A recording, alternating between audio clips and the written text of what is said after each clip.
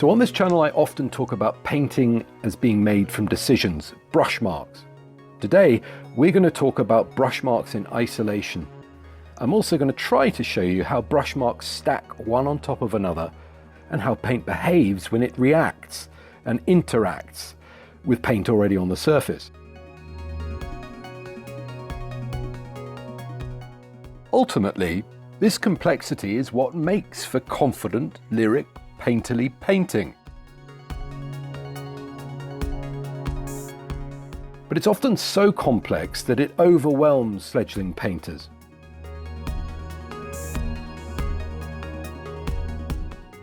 So I want to show you that complexity and then show you ways of dialing it down, to give you the space to begin building your own vocabulary of marks or decisions.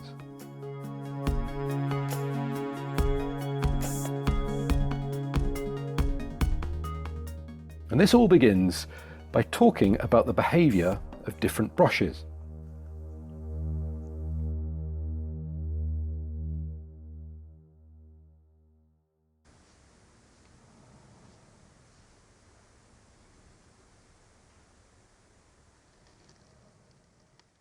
Here we've got a hogshair brush.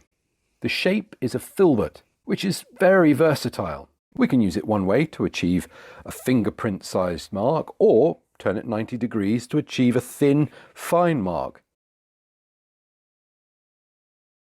Now here we've got exactly the same shape of brush, a filbert, but this is a sable equivalent.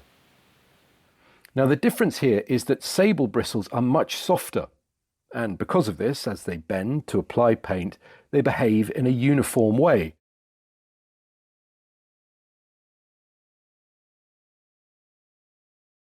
Whereas a hogshair brush creates a much scratchier, more inconsistent mark. So now I'm going to apply paint in exactly the same way with each brush, making 4 marks, so that you can see the differences for yourself.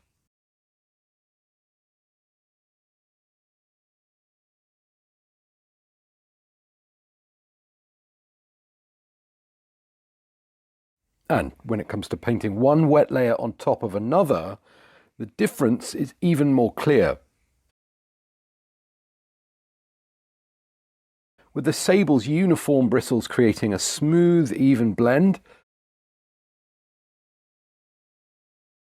and the hog bristles, all behaving in their different ways within the brush head, creating a much more inconsistent mark.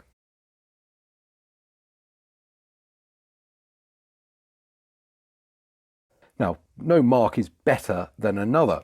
These different characteristics can be used for various different jobs. A hogshair brush is perfect, in my opinion, for painting hair, or in fact any use that you can find for this rough, inconsistent type of mark. But for the rest of today's demo, I'm going to be using a sable brush because its consistency of mark will allow us to focus on what paint is actually doing.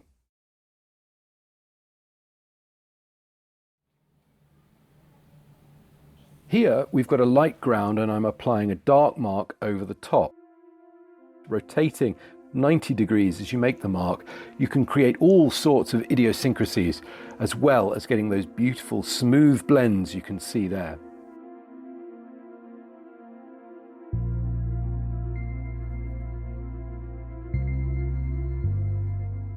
So although my second layer of paint is mingling and mixing with the lemon yellow underneath, applying dark over light, we can achieve really nice crisp edges.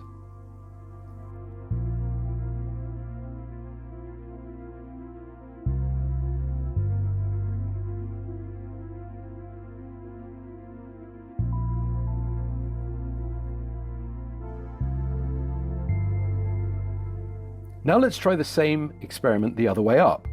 I start with a dark ground and I apply light colour over the top.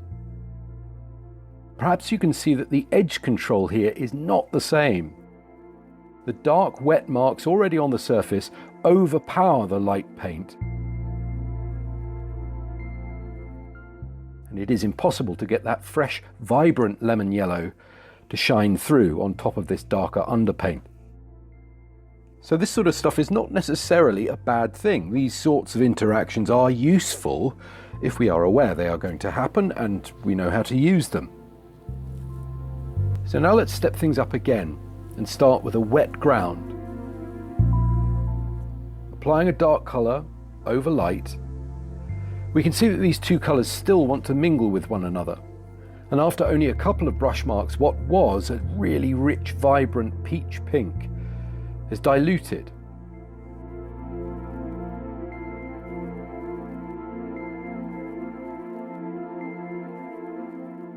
So I'm going to take up some even darker cadmium red straight out of the tube and play that over the surface. Even though that mark begins with my vibrant red almost intact, by the time I get to the end of that mark, it's faded out to a kind of rose pink. But in doing that, we've created all sorts of dynamism within the brush mark.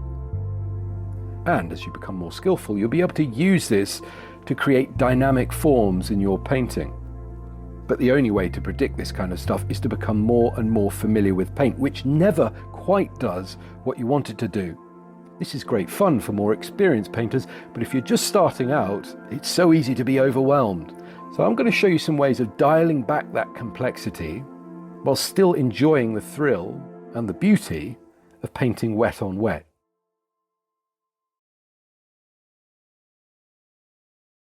Firstly, and most importantly, we want to keep our colours clean when they're not mingling on the surface of the picture.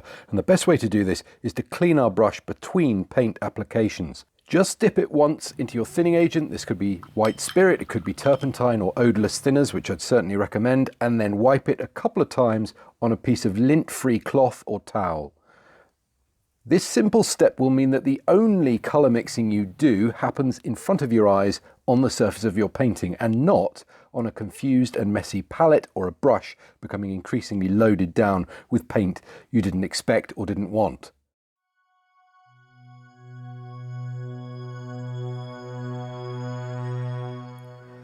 Now we're using a completely dry ground colour, the lemon yellow, and because of that it's not interacting at all with the vibrant cadmium red that we're applying, so we're just dealing with the dynamism of each filbert brush mark. Then, when we've set up an initial arrangement of forms, we can come back in and augment that with the application of fresh colour.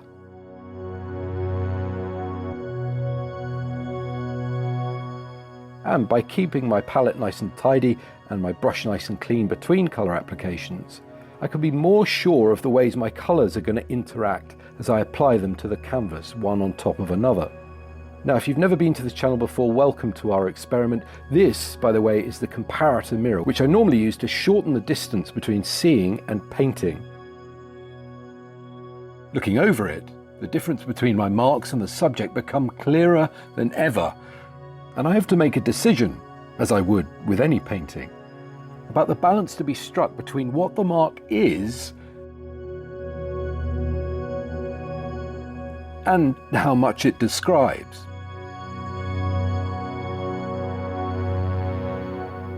Using the thickness of the paint to shape the bristles, now we've stepped up to a further highlight colour, again kept nice and clean on my palette. Painting light over dark, very much not what most painting tutors recommend, because here I want those interactions we saw earlier in which a darker underlayer overpowers lighter paint.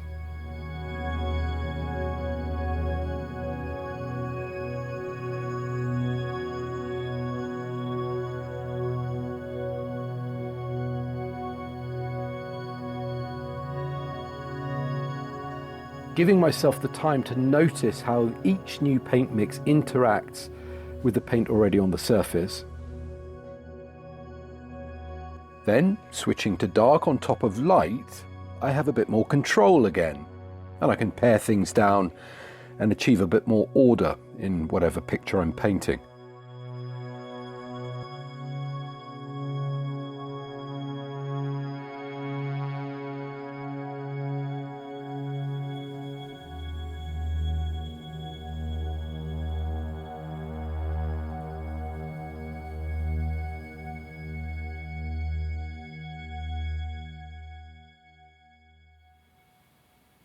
There is one other way of controlling a wet-on-wet painting in the initial stages, and that is to make your first layers very, very thin indeed. You might be forgiven for thinking that I'm using watercolour paint here, but I'm not. In fact, it's completely dilute cadmium red, which I was using before. As well as there being all sorts of different tide marks and idiosyncrasies in these wet layers, keeping my first layers thin, I can apply light over dark with much more control, with interactions that aren't quite as complex.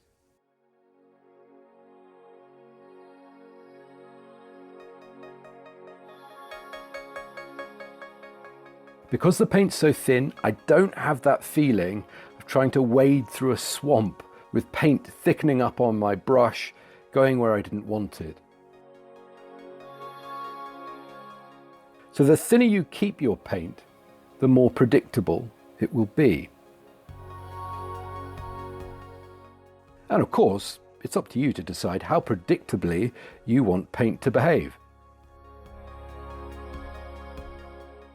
That's why today I've wanted to show you ways to pare down that intricacy.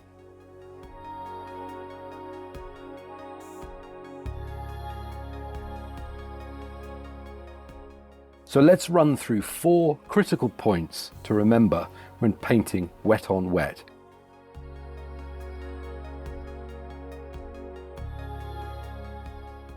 Firstly, try to keep the things around your painting in good order.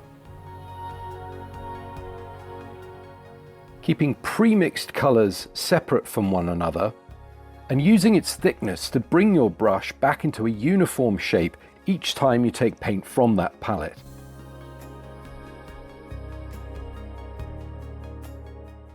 Tip number 2 would be to keep your first couple of layers as thin as possible.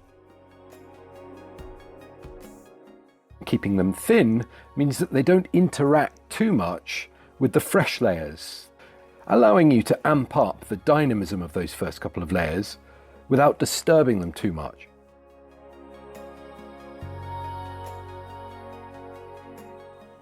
Thirdly, try to think in layers. If you're struggling, reduce the number that you paint in each session.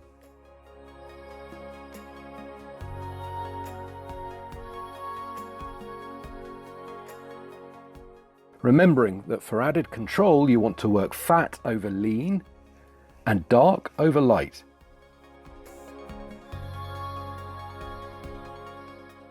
Fourthly, and most importantly of all, perhaps the most important thing you can remember to do as a painter, is to give yourself time to look at what's actually happening on the surface of your painting.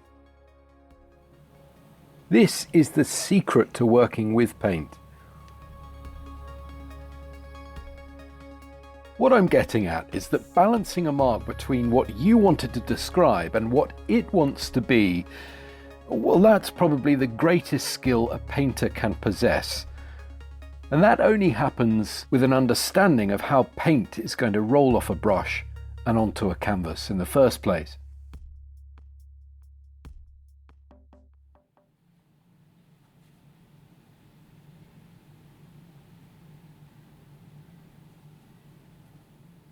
So I hope you've enjoyed this close-up look, not really at painting, not really at technique, but at paint itself. As I said, this is where the fundamentals of painting and confidence with paint really happen. It's where you can begin to build a vocabulary of marks that is yours and yours alone. So the broader experiment of Painting Lab is becoming more and more of a communal effort, with more and more people climbing on board every month, using our comparator mirrors to really unlock and gain access to the skills of colour and tone and shape, which sit on top of everything we've discussed today.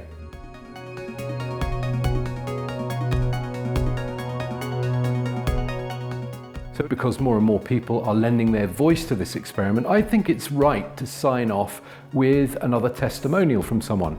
Today we're going to hear from Sarah Steen. Sarah has returned to drawing and painting after what I understand is a gap of many, many years and made a painting which is technically stunning. But really, to me, the benefit comes not from a pristinely finished, beautiful looking painting, in fact, but from the clear benefit that this experience has brought to your creative confidence.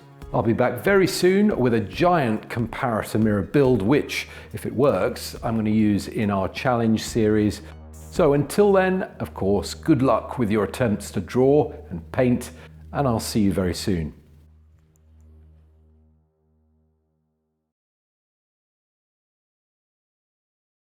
Hi, Thomas. You asked about my previous experience painting. I have to say I don't have much. I took an art class in high school. I just remember, well, I actually don't remember much about those paintings because I didn't enjoy doing them and I didn't enjoy the outcomes. I was actually quite disappointed in that because I really love art and I've always wanted to do more with art. But I would always try to get into it and then get frustrated how to get better, how to draw or paint what I wanted to. As for what caught my eye about Painting Lab, I actually have been interested in the Comparator Mirror since I saw Tim's Mirror. When I came across Painting Lab, I was so excited just about the premise. And I've been following ever since, and so when you guys announced the booster kits, I was immediately on board. And the experience using it, I can't describe how exciting it was and how much fun I had because I could see what I was doing. And I obviously wasn't very good at things like mixing colors or getting my paint strokes to take the shape that I wanted them to, but I could see when I messed up and I could see when I got it right, and I could just let the acrylics dry and I could try again and I could keep improving it and keep improving it.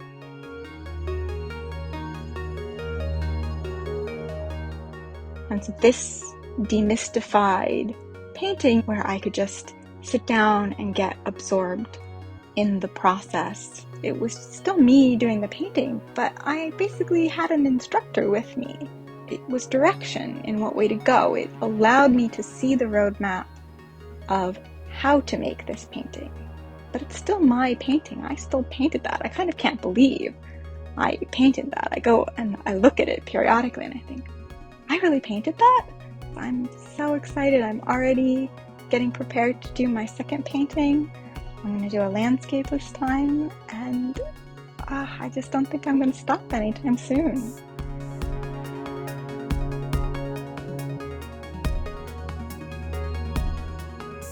It's just a great feeling. I'm really excited to, in the future, see sort of more of other people's experiences on Painting Lab.